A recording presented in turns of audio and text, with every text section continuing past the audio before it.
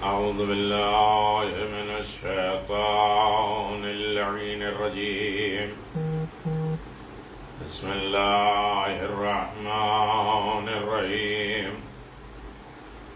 الحمد لله رب العالمين والصلاة والسلام على نبي الكريم وعلى آله الطيبين الطاهرين المعصومين المنتجبين ولعنة الله على أعدائهم من الآن إلى قيام يوم الدين آمين يا رب العالمين.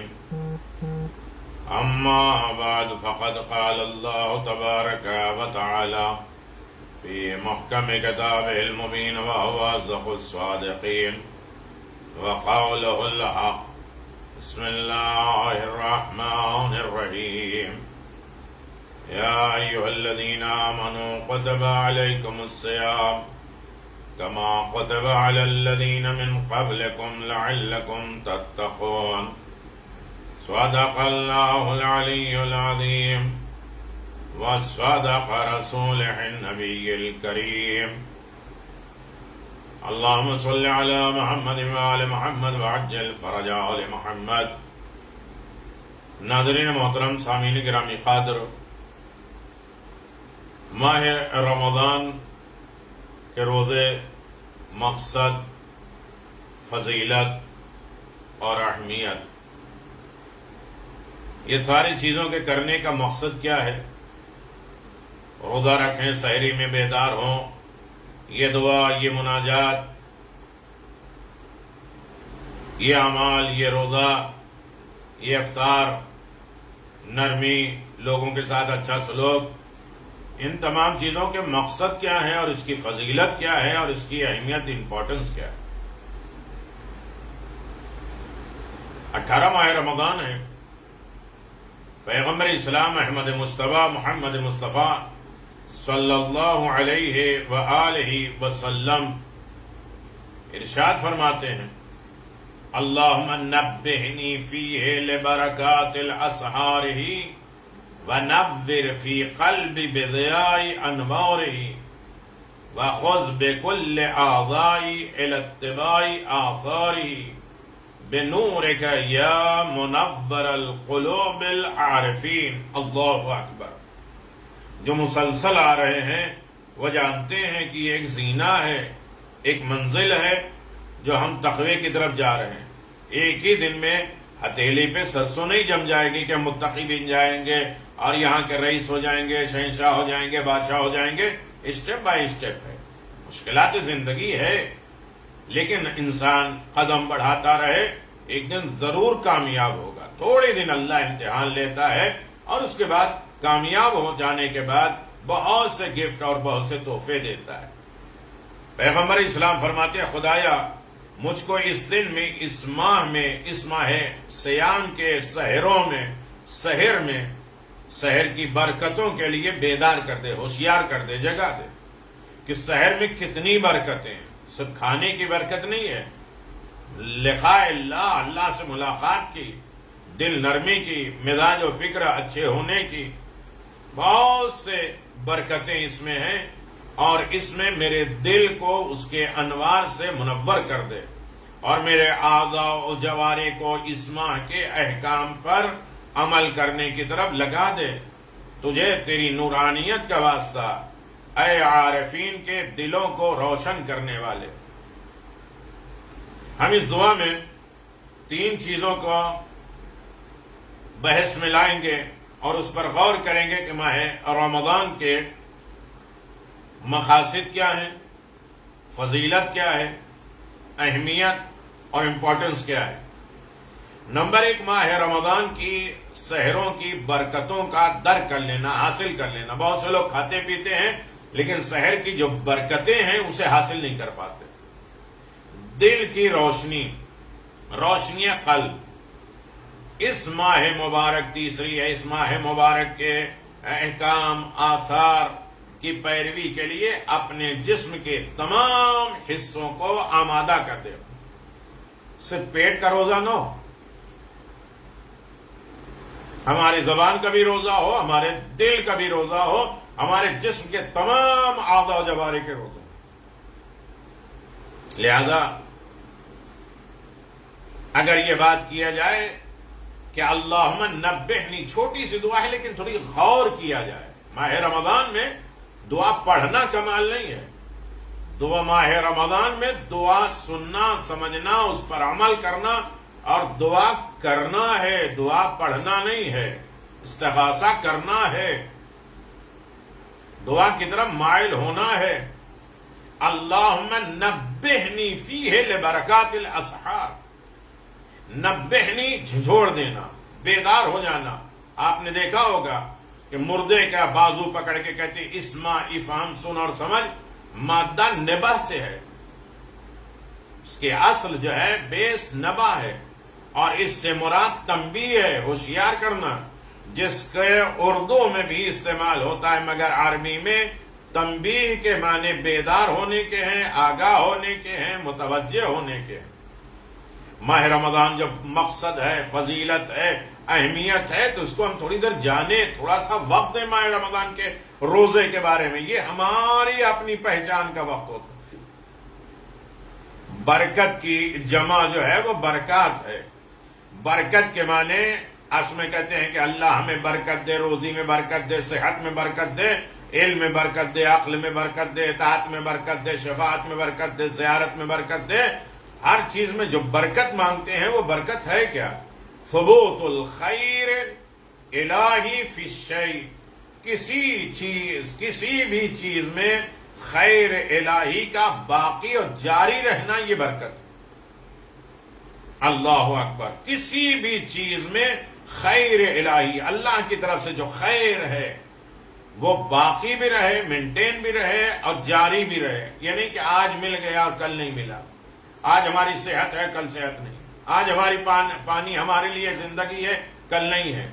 اس کو مینٹین رکھنا. اللہ اکبر. جیسے کہ قرآن کریم نے خود اعلان فرمایا لَفَتَحْنَا عَلَيْهِمْ بَرَكَاتٌ مِنَ السَّمَاءِ وَالْأَرْضِ. آپ دیکھیں سورہ اعراف آیت نمبر 96. یقیناً ہم ان کے لیے زمین اور آسمان سے برکتوں کے دروازے کھول دیتے ہیں. کس کے لیے؟ یعنی زمین اور آسمان سے خیر الہی کو ہمیشہ بخشتا ہے، ہمیشہ دیتا ہے، دوام، ہمیشگی. بخشنا اس میں زیادتی اور اضافے کے ذریعے. سحر کی جمع اسحار ہے. طلوع فجر،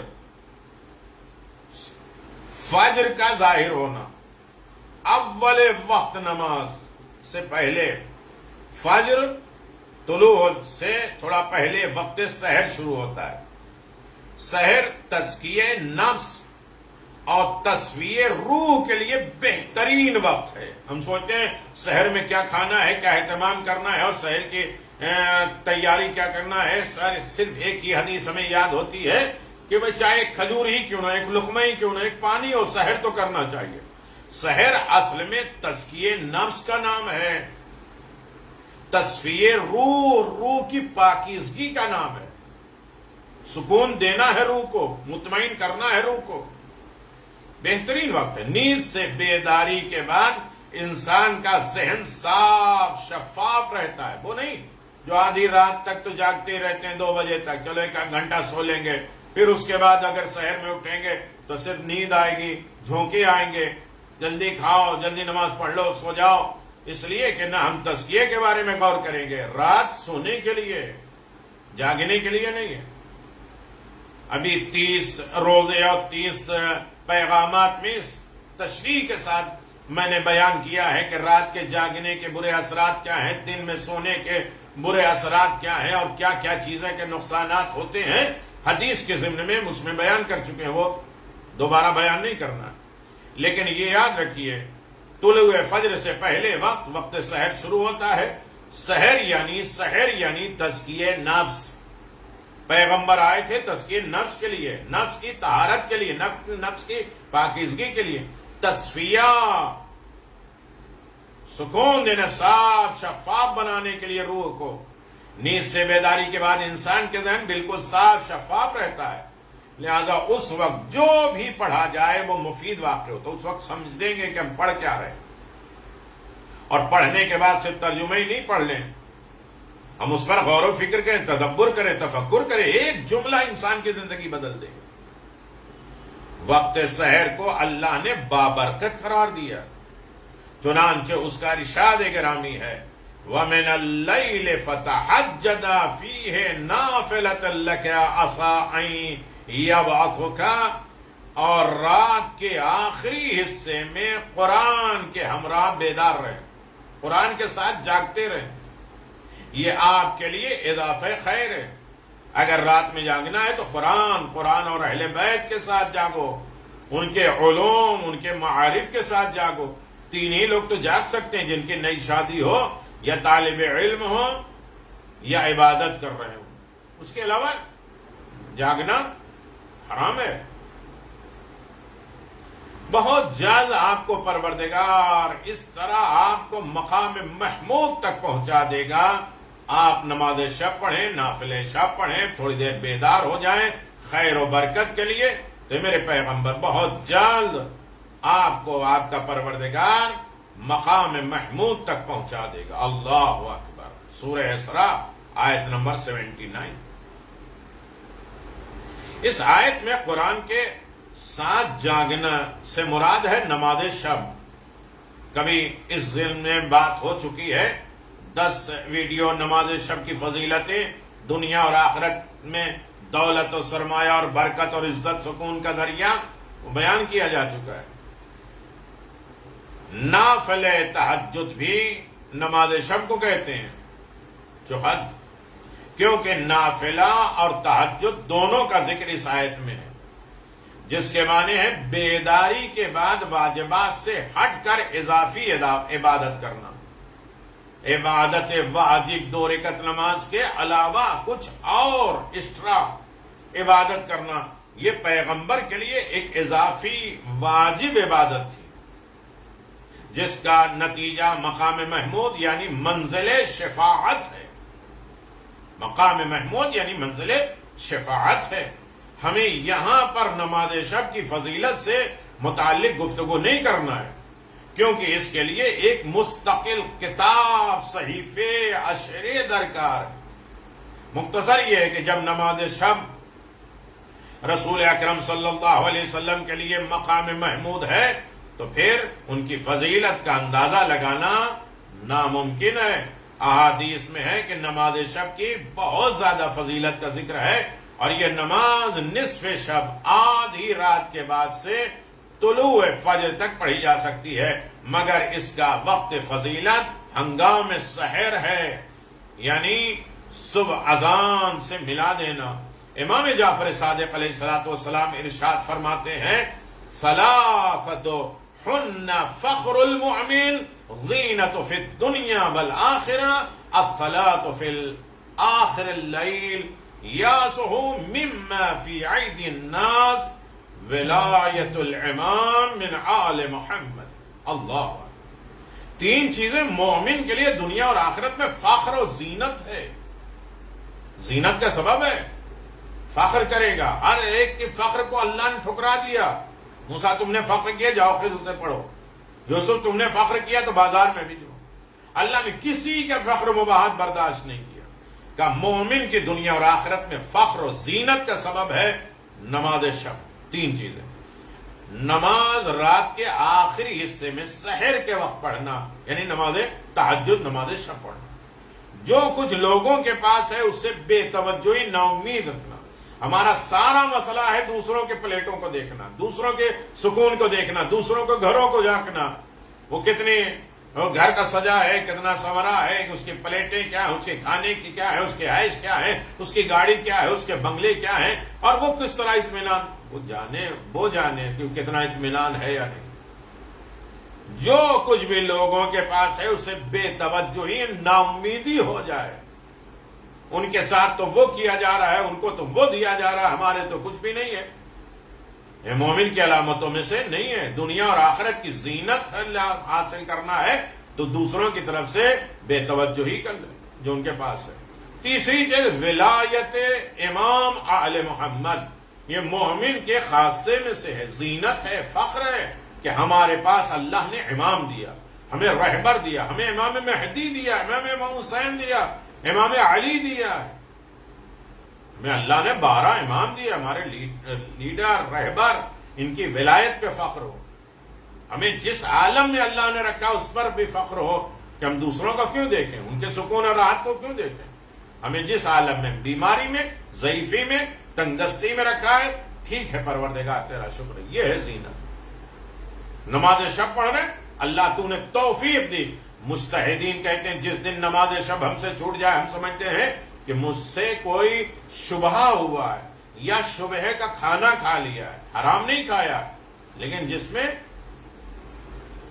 کوئی ڈاؤٹ فل ہو وہ کھا لیا، یا جھوٹ بول دیا ہے تو نماز شب سے محروم ہو جائے۔ 3 چیزیں، لیکن بات چل رہی تھی، تھوڑی دیر غور کریں، بات یہ چل رہی کہ سحر خیزی، صبح کو بیدار ہونا، سحری کے وقت اٹھنا، اولیاء الہی، اللہ کے نیکوکار بندے، علماء بعمل، اللہ کے مقرب بندوں کی نشانی رہی ہے۔ اولیاء الہی، علماء بعمل اور اللہ کے مقرب بندے کی یہ نشانی رہے کہ سحر کے وقت اٹھنا، سو جاؤ اور پھر اطمینان کے ساتھ نیند پوری کر کے پھر اٹھو تو اس کے لذت اور ہوتی، اس کا مزہ اور ہوتا۔ والصادقین والقانتین والمنفقین والمستغفرین بالاسحار، اللہ اکبر، یہ سب صادقین ہیں، قناعت گزار ہیں، رائے خدا میں خرچ کرنے والے ہیں، ہنگام سحر استغفار کرنے والے۔ 4 علامتیں بتائی گئی،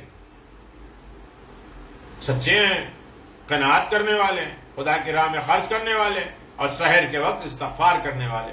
سب سے زیادہ استغفار کا وقت ہے سحر کا وقت۔ ایک اور جگہ پہ اللہ نے ارشاد فرمایا، دیکھیے ہم کنجوسی نہیں کر رہے، پڑھ رہے ہیں، اس میں سے جو بھی تھوڑا سا لے لے کافی ہے اس کے لیے، لیکن ایسا نہیں ہے کہ ہم ایک بات کو 1 گھنٹے گھماتے رہیں، یہ ایک عمل کو، ایک تسبیح، 1-2 رکعت نماز کو 1 گھنٹے تک بیان کریں۔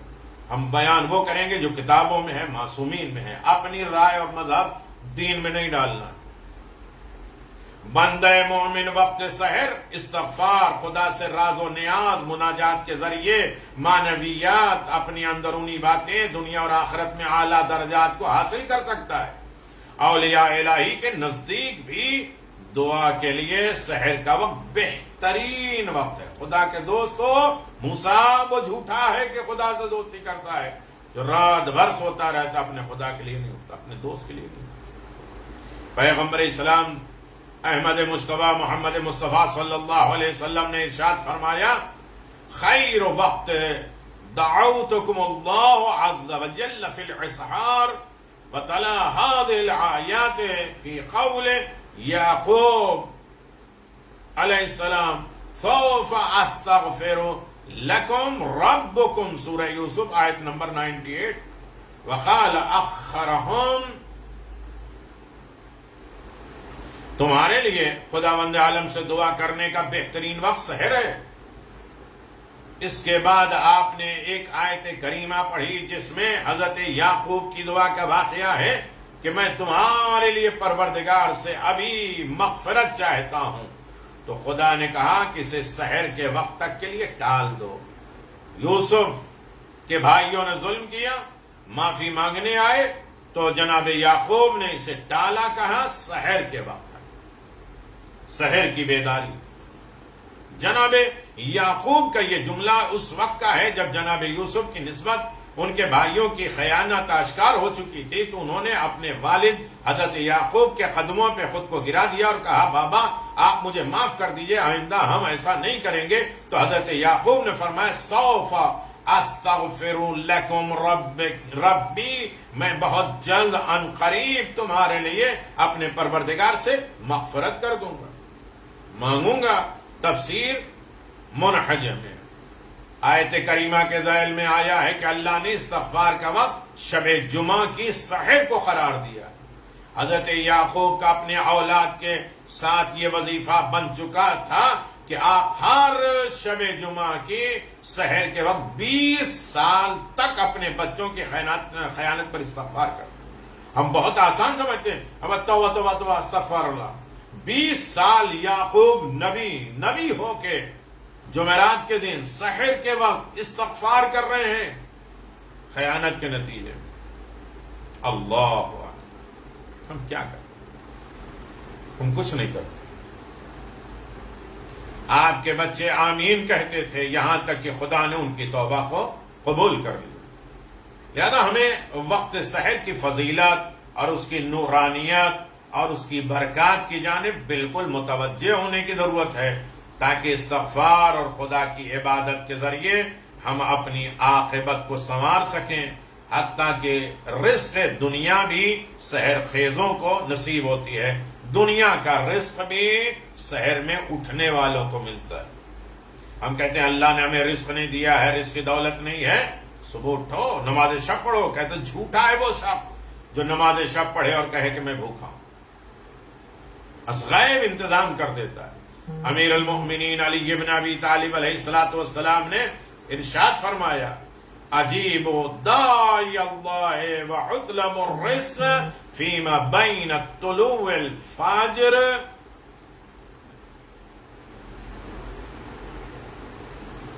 اجیب دعوت داعی اللہ اطلب الرزق فیما بین طلوع الفجر الى طلوع الشمس فإنه أسرع في طلب الرزق من الضرب في الأرض وهي الساعة التي يقسم فيها الرزق بين عباده۔ اللہ کے حکم پر لبیک کو طلوع فجر اور سورج نکلنے کے درمیان رزق مانگو۔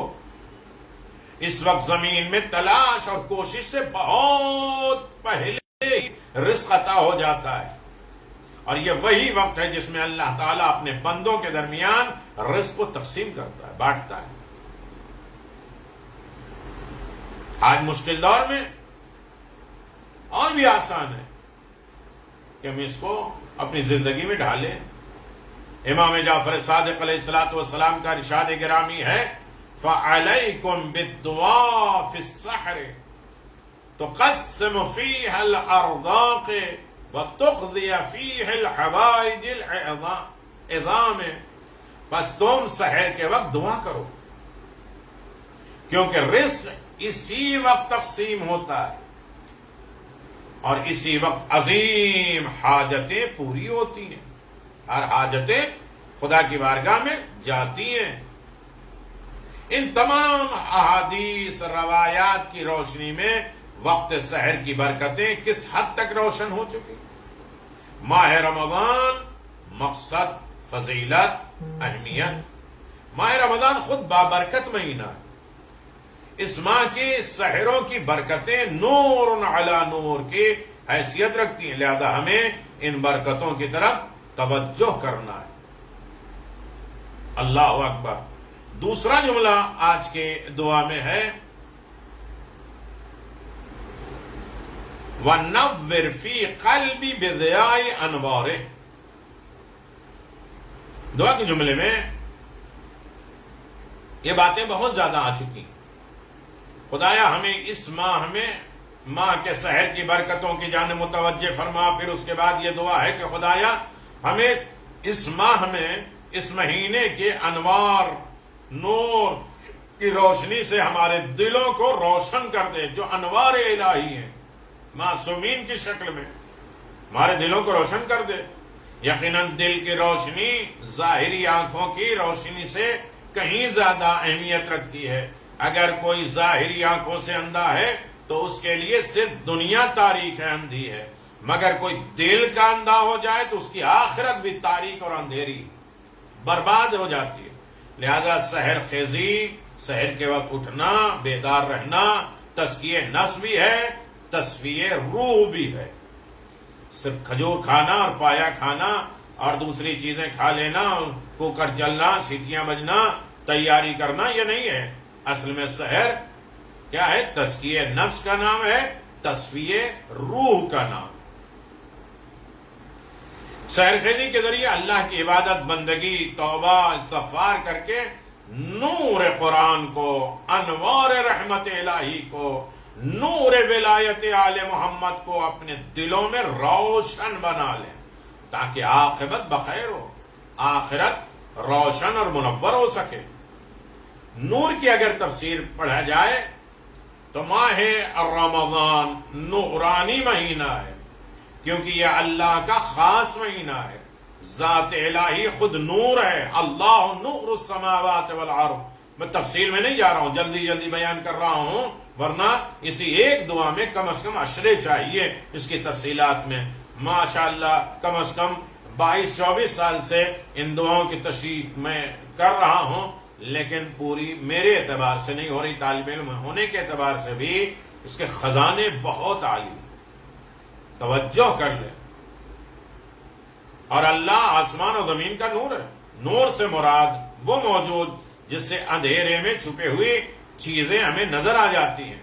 علامہ طباطبائی نے نور کی تعریف کچھ یوں کی ہے: ظاہر بے نفس ہی مظہر غیر، یعنی بے نفس نفیس خود اپنی ذات کو خود ظاہر ہوتا ہے اور اپنے غیر کو ظاہر کرتا ہے، یعنی خود کے ظہور کے لیے کسی غیر کا محتاج نہیں ہو، خود روشن ہے اور دوسرے کو بھی روشنی دیتا ہے. ہاں یہ حقیقت ہے کہ شدت ظہور باعث خفا ہے، جس کی بنا پر اسے دیکھنے کے لیے وسیلے کی ضرورت ہوتی ہے. نور نہیں دیکھا جا سکتا. موسیٰ نے دعا تو کر لیا کہ نور دکھا دے، ان کے قوم نے کہا، لیکن سب بے ہوش ہو گئے. اس نور دیکھنے کے لیے وسیلہ چاہیے، دل کی نگاہوں سے. امیر المومنین کہتے ہیں ایسے کیسے ہو سکتا ہے میں بغیر دیکھے خدا کی عبادت کروں؟ کہا خدا دکھائی دیتا ہے، کہا دل کی نگاہوں سے دیکھا. اگر آپ کسی وسیلے کے بغیر سورج کو دیکھنا چاہیں تو اندھے ہو جائیں گے اور اندھیرا نظر آئے گا. لہذا آنکھوں اور آفتاب اور سورج کو دیکھنے کے لیے چشمہ اور عینک کی ضرورت ہوتی ہے. اسی طرح اللہ نور ہے، مگر وہ نور جس میں شدت ہے. لہذا اس کی معرفت کے لیے انبیاء، ائمہ اہل بیت کی ضرورت ہے. اسی لیے اس نے حدیث قدسی میں اعلان فرمایا: کنت کنزا مخفیا فاحببت ان اعرف فخلقت خلقا لعرف. میں چھپا ہوا خزانہ تھا، میں نے چاہا کہ خود کو پہچانواؤں تو میں نے خاص مخلوق کو پیدا کیا تاکہ میں پہچانا جاؤں. یہاں پر دو نقطے قابل غور ہیں، جلدی جلدی باتیں میں پوری کر دوں. قابل غور ہے. ایک یہ ہے کہ وہ پوشیدہ تھا، چھپا ہوا تھا. اس کا مطلب یہ ہے کہ وہ حقیقت میں پوشیدہ نہیں ہے، ہر جگہ موجود ہے، شہرت کے قریب ہے، کیونکہ وہ نور ہے. بلکہ شدت ظہور کی بنا پر نگاہ قلب سے پوشیدہ ہے، دل کی نہیں. ہمارے امام ظاہر ہیں، لیکن ہماری آنکھوں، ہمارے دلوں کے اعتبار سے ہمارے امام پوشیدہ ہیں، غیب میں ہیں. لیکن امام کو غیبت نہیں ہے، ہماری آنکھوں میں پردے ہیں. اسی لیے کچھ لوگوں سے ملتے ہیں اور ہم اس لائق نہیں ہیں کہ ہم سے ملاقات نہیں ہو پاتی. لیکن کوئی بھی انسان اس وقت تک نہیں مرتا جب تک اپنے امام کو ایک مرتبہ نہ دیکھے. وہ الگ بات ہے، کوئی پہچانتا نہیں.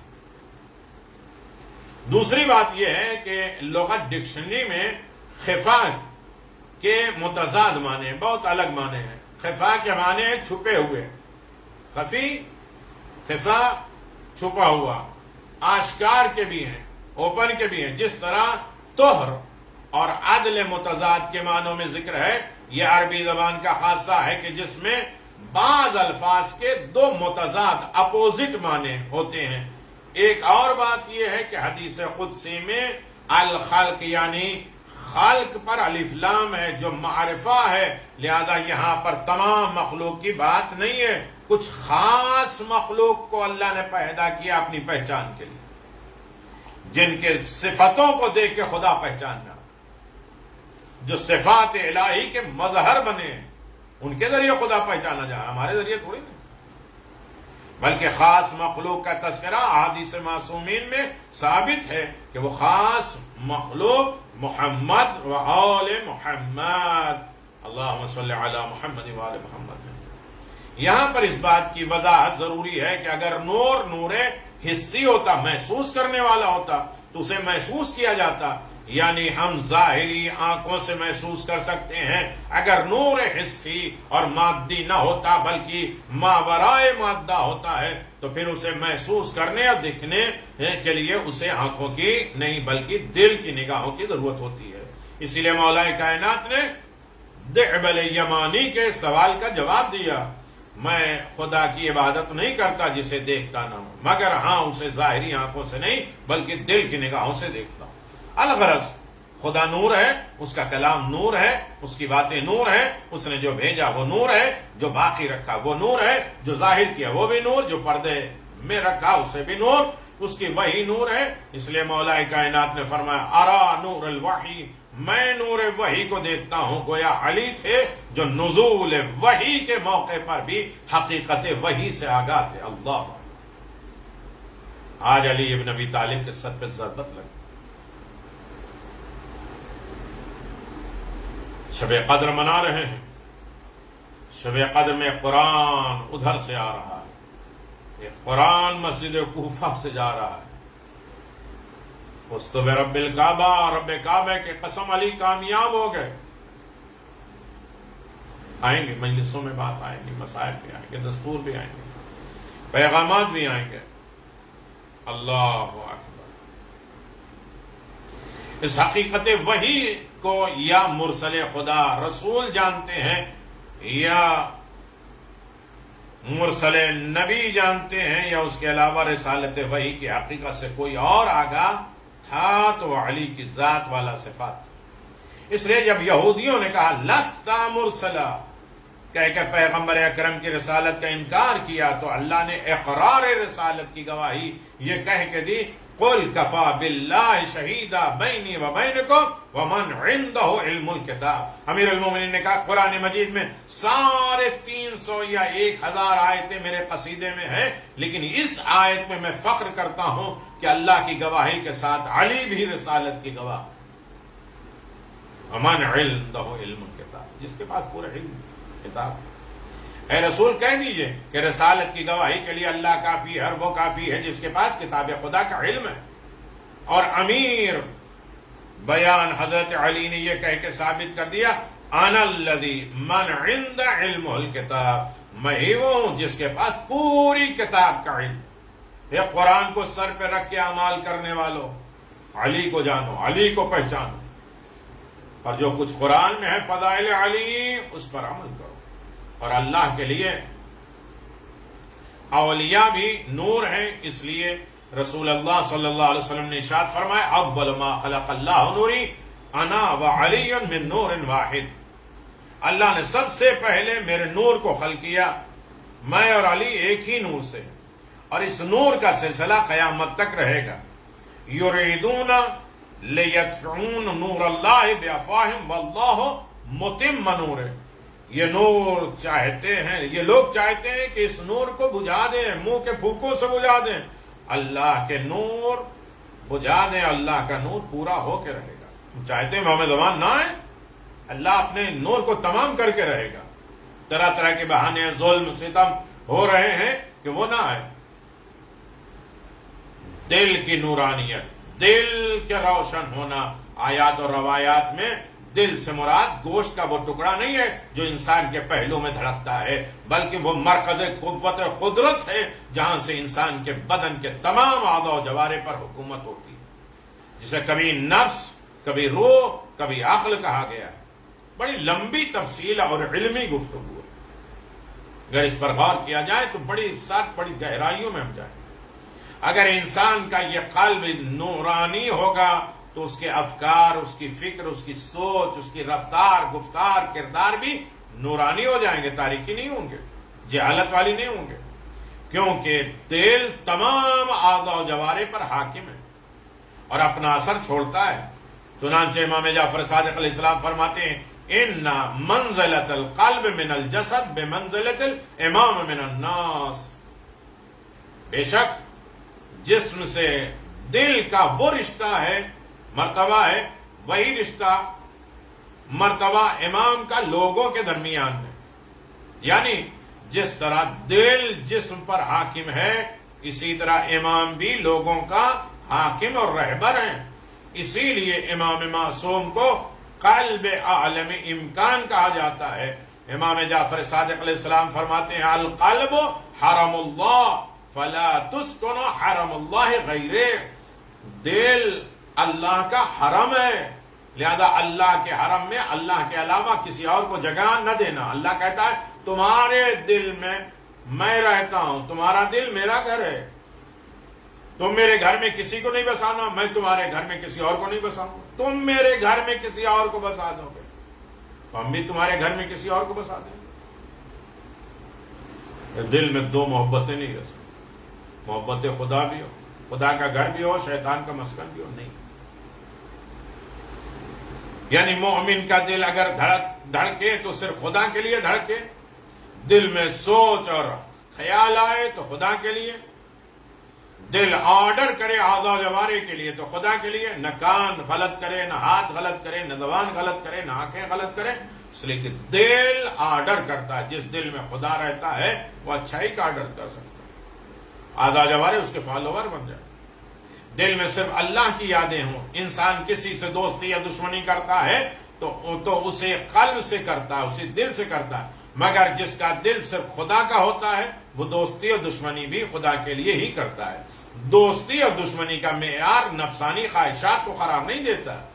وہ ہمیں زیادہ سلام کرتا ہے، وہ ہمیں زیادہ ملتا ہے، وہ ہمیں زیادہ دیتا ہے، وہ ہماری تعریفیں کرتا ہے لہذا میرا دوست. نہیں، نفسانی خواہشات کی بنیاد پر نہیں، کیونکہ مومن کا دل حرم خدا ہے، یعنی کعبۃ اللہ کی طرح ہے.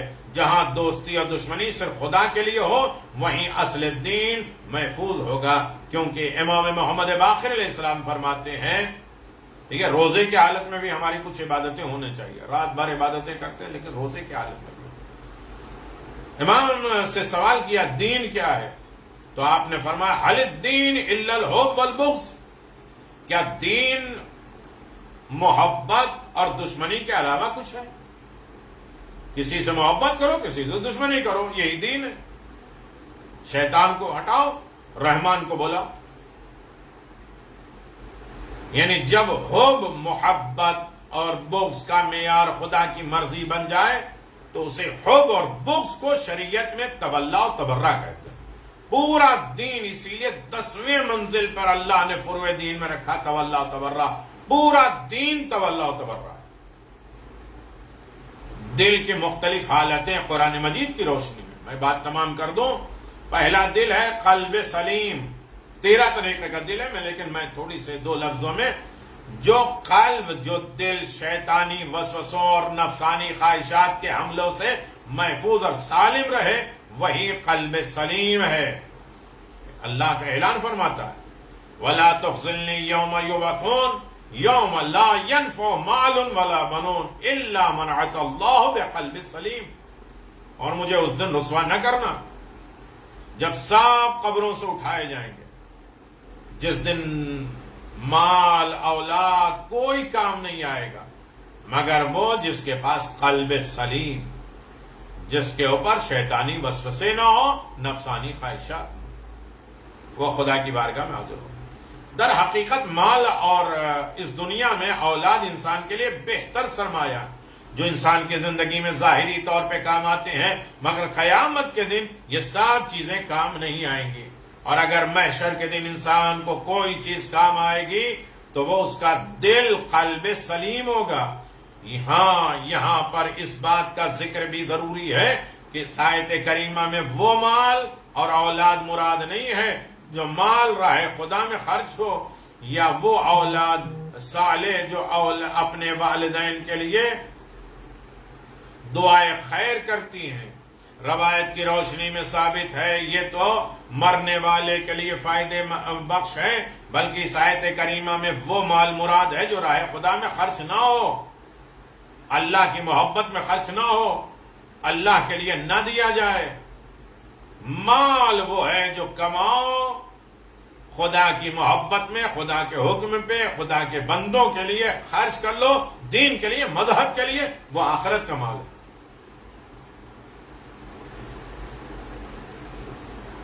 جو راہ خدا میں خرچ نہ ہو، اور وہ اولاد جو صالح اور نیکوکار نہ ہو۔ اچھی اولاد ہوگی تو آخرت میں فائدہ مند ہوگی۔ ایک ہوتا ہے قلب مطمئن۔ قلب اطمینان سے مراد ایسا سکون اطمینان جس کے ہوتے ہوئے خدا کے سوا کسی کا ڈر نہ ہو۔ میں نے کہا نا تفصیل سے بیان نہیں ہو سکتا۔ دشمن کا خوف نہیں، نہ مصیبتوں کا خوف، نہ بیماریوں کا خوف، نہ دنیا سے متعلق کسی چیز کا خوف، نہ ہی فقر، تنگدستی، مفلسی کا خوف۔ جب انسان کا دل اس قسم کے خوف اور وحشت سے مطمئن رہتا ہے تو اسے قلب مطمئن کہتے ہیں۔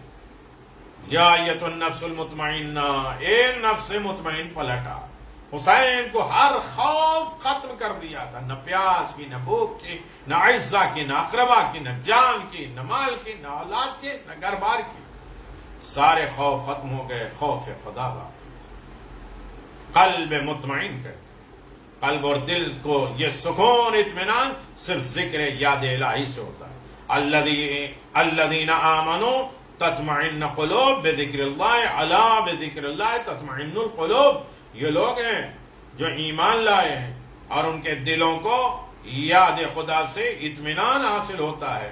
آگاہ ہو جاؤ کہ اطمینان یاد خدا ہی سے حاصل ہوتا ہے۔ تیسرا ہے نورانی قلب۔ نورانی قلب مثلا فَمَن يُرِدُ اللَّهُ أَن يَهْدِيَهُ يَشْرَحْ صَدْرَ الْإِسْلَامِ۔ اللہ جب کسی کی ہدایت کرنا چاہتا ہے تو اس کے سینے کو کشادہ کرتا ہے اسلام کے لیے، اسلام کو اس میں جگہ دے دیتا ہے۔ بس خدا جسے ہدایت دینا چاہتا ہے اس کے سینے کو اسلام کے لیے کشادہ کر دیتا ہے، پھیلا دیتا ہے، اس کا سینہ تنگ نہیں رہتا، اس میں وسعت آ جاتی۔ عَلَمْ نَشْرَحْ لَكَ صَدْرَكَ، ہے میرے پیغمبر تمہارے سینے کو ہم نے کشادہ کیا، دوسروں کی اچھائی سن سکے، دوسروں کی تعریفیں جان سکے، دل تنگ نہ ہو۔ ان کو دے دیں گے تو ہمارا کیا ہوگا، ان کی تعریف کر لیں گے تو ہماری ساری تعریفیں کہاں ہوں۔ مرحوم تبرسی اور تفسیر مجموع البیان میں مذکور آیات کا ذکر میں فرماتے ہیں کہ جب یہ آیت نازل ہوئی تو کسی نے شرح صدر کے متعلق سوال کیا پیغمبر اسلام سے، تو پیغمبر اسلام نے فرمایا نور یقذف اللہ فی قلب المؤمن فیشرح صدرہ وینفسح۔ شرح صدر نور ہے جسے خداوند کریم مومن کے دلوں میں ڈال دیتا ہے، تو اس سے اس کا سینہ کشادہ اور نورانی ہو جاتا۔ اللہ، اس طرح بہت سی حدیثیں ہیں جسے علم کو بھی نور کہا گیا ہے، جس سے قلب منور ہو جاتا ہے، دل روشن ہو جاتا ہے۔ یہاں پر اس بات کا ذکر ضروری ہے کہ کوئی یہ نہ سمجھے کہ قلب کی یہ مختلف نام اس بات کی دلیل ہے کہ یہ کیفیت اور صفت کے اعتبار سے بھی مختلف ہوں گے، نہیں، کیفیت کے اعتبار سے نہیں الگ، بلکہ قلب دل کی یہ تمام صفتیں ایک ہی جہت میں ہیں، یعنی یہ سب ایک ہیں، صرف الگ الگ صفت کی بنا پر الگ الگ نام سے یاد کیا گیا، چاہے وہ قلب سلیم ہو، قلب مطمئن بھی ہو، یہ سب نورانی ہیں، کیونکہ جب تک نورانی نہیں ہوں گے تو اس وقت تک ان میں سلامتی اور اطمینان کی صفت نہیں آ سکتی۔ قرآن کریم اور احادیث میں ان قلوب، ان دلوں کا ذکر بھی ہے جو ان صفات ممدوحہ تعریف سے آ رہی ہے، جیسے قلب مریض، بہت سے برے دل بھی ہیں، فی قلوب مرض فزادہم اللہ، یہ قلب مکفل ہیں، تالے لگے ہیں، ختم اللہ علی قلوبہم، ان کے دلوں میں تالے لگ گئے ہیں۔ یہ سخت دل، قلوبہم قاسیہ، بڑا سخت دل ہے، پسیتا نہیں، نرم بھی نہیں ہوتا۔ ہمارے آج کی دعا میں خداوند عالم سے یہی التجا ہے کہ خدایا اس مادہ پر نور کی روشنی سے ہمارے دلوں کو پر نور کر دے، تاکہ ہمارے دل خدا کے خالص ہو کر سلامتی اور اطمینان کی دولت سے مالا مال ہو جائے۔ تیسرا جملہ وَخُذْ بِكُلِّ آزائی الاتبائی آفائی، آج کی دعا میں لوگ تو پیغام یہ دعا بھیج دیتے ہیں، یہ پڑھ لو، پڑھو، سمجھو تو صحیح کہ کیا کہہ رہے۔ جب ماہ مبارک رمضان کی سحرگاہوں کی دعا، مناجات، توبہ، استغفار، عبادت الہی کے ذریعے دل روشن ہو جائے تو اس کی بارگاہ میں یہی دعا ہے کہ خدایا اب دل کے بعض اعضاء جوارے کی باری ہے، لہذا ان کے دل کی نورانیت کا اثر ہمارے پارٹ آف باڈی پہ ہو، یہ تیری اطاعت اور عبادت کے لیے ہمیشہ آمادہ ہوں، ہاتھ پاؤں جسم آنکھ کان سب تیرے۔ جب دل ہی تیرا ہو گیا تو سارے جسم کے حصے بھی تیرے حکم کو فالو کریں، تیری قدرت اور کبریائی کے سامنے یہ جھکے ہوں، مطیع فرما بردار ہوں۔ من احسن دینا ممن اسلم وجہ للہ وہو محسن، اور اس سے بہتر دین کس کا ہوگا جس نے اپنے سر تسلیم کو خم کر دیا ہو، جھکا دیا ہو خدا کی طرف اور نیک کردار کی طرف۔ اللہ اکبر۔ یقیناً خذ اعضائی الی اتباع آثار، آئے خدا میرے جسم کے تمام حصے کو قرار دے اور اپنے آثار اور پیروی اور اطاعت کی راہ۔ آثار سے مراد نشانی، راستہ۔ وقفینا علی آثارہم بعیسی ابن مریم، ہم نے انہیں گزشتہ انبیاء کی راہ نقش قدم پہ عیسیٰ ابن مریم کو چلایا۔ اعضاء ہمارے پارٹ آف باڈی، اعضوں کی جمع ہے جس میں آنکھ کان منہ پیٹ یہ ساری چیزیں ہیں۔ انسان کے جسم کو ہر حصہ قلب منور کے تابع ہے، دل کے تابع پارٹ۔ دل آرڈر کرتا ہے تو آنکھ کھلتی ہے، دل آرڈر کرتا ہے تو زبان بولتی ہے۔ مطیع ہونا ضروری ہے تاکہ خدا کی اطاعت اور راہ ہدایت سے انحراف نہ ہو سکے۔ قیامت کے دن ان تمام اعضاء سے خدا کے سامنے سوال کیا جائے گا کہ قرآن کہتا ہے ان السمع والابصر والفوائد کل اولئک کان مسئولا، یقیناً کان، آنکھوں، دلوں سب کے بارے میں سوال کیا جائے گا۔ تمام اعضاء کو دنیا میں اپنے کاموں میں کا حساب دینا پڑے گا۔ الیوم نختم علی افواہہم تکلم ایدیہم تشہد ارجلہم بما کانوا یکسبون، آج ہم ان کے منہ پر خاموشی کی مہر لگا دیں گے، ان کے ہاتھ ان کے پاؤں گواہی دیں گے ان کے بارے میں جو کچھ بھی انہوں نے کیا۔ اللہ اکبر۔ سورہ یاسین۔ اگر یہ تمام جسم کے حصے دنیا میں راہ خدا پر مطیع فرما بردار ہو گئے تو وہ قیامت میں اللہ کے سخت عذاب سے محفوظ رہیں گے، ورنہ روایت میں ہے کہ ہر عضو، ہر جسم کے حصے کے لیے اس کے غلط کارکردگی اور معصیت الہی کی بنا پر الگ الگ عذاب کا ذکر آیا ہے، جیسے نامحرم کی طرف لذت کی نگاہ سے دیکھنا، غیبت کرنا، گانا سننا، ہاتھوں سے ظلم کرنا یا ظالموں کی حمایت کرنا، ان تمام جگہوں پر روایات میں جہنم کے مختلف طرح کے عذاب اور عذاب کا ذکر ہے۔ خدایا ہمارے دل کو منور بنانے کے ساتھ ساتھ ہمارے جسم کے تمام اعضاء و جوارے پارٹ آف باڈی کو تو اپنے مطیع فرما بردار بنا دے، قرار دے دے، تاکہ آخرت کے سخت عذاب سے تیری پناہ مل سکے۔ بہت سی باتیں ہیں، بہت سی تشریحات ہیں، بہت سے واقعات ہیں اس کے دن میں، بہت سے روایات ہیں، لیکن بہت لمبی بات ہو جائے۔ اگر اتنے حوصلے ہوں سننے کے ماہ رمضان میں کم از کم 30-35 منٹ، یا اس کے تشریح کا وقت ماہ رمضان کے بعد ہو، اسی لیے رجب شعبان ماہ رمضان کی تیاری کے مہینے، یہ سب ساری تیاریاں اگر ہو جائے تو اچھی طرح سے انسان ماہ رمضان میں داخل ہو سکتا ہے۔ وآخر دعوانا ان الحمدللہ رب العالمین۔ یقیناً شب اعمال بھی ہے، شب ضربت بھی ہے، اور انشاءاللہ اس کے اعمال بھیجیں گے ہر دن کی طرح، اور آپ کی خدمت پیش کیے جائیں گے۔ آن لائن بھی اعمال ہوں گے، جو حضرات شرکت کریں گے انشاءاللہ اس میں معزون بھی ہوں گے، مسرور بھی ہوں گے۔ خدا آپ سب کی عبادتوں کو قبول فرمائے، آپ کے تمام مرحومین کی مغفرت فرمائے۔ میں نے کہا نام بھیجتے رہیے گا تاکہ ایصال ثواب ہوتا رہے۔ والسلام علیکم ورحمۃ اللہ وبرکاتہ۔